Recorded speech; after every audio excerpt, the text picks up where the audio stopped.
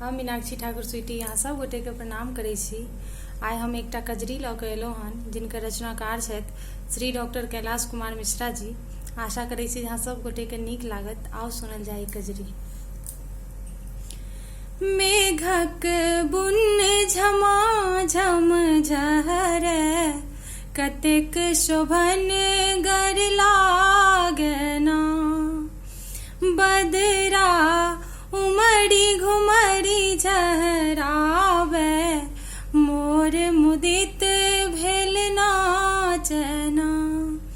मोर मुदित भेल नाचना। मोर मुदित भेल नाचना। बदरा उमड़ी घुमरी झहरावे मोर मुदित भेल नाचना।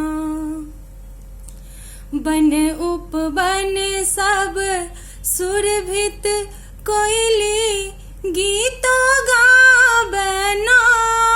कोयली गीतो गाबना। मेघक बुन्न झमाझम झहरै कतेक शोभन गर लागना। सखी संग केने संगोरी सीता फूल लोढ़ै छथि। सीता फूल लोढ़ै छथि। मंदिर मंदिर घूमथ सखी संग गौरी रिझावथ ना। सखी संग गौरी रिझावथ ना। मुदित भेल छथि गौरी संग में अढरन जोगियाना। संग में अढरन जोगियाना। दृश्य लागे बड़ मन भावन बड़ रे सुहावन लागे ना।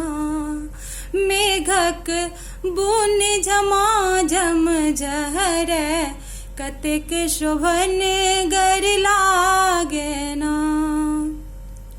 सखी सब झूलथ चनन के झूला संग में जनक दुलारी ना। संग में जनक दुलारी ना।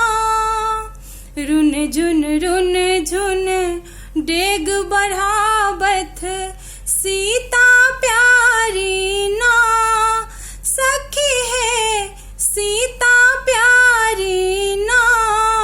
मेघक बुन्न झमाझम झहरै कतेक शोभन गर लागना।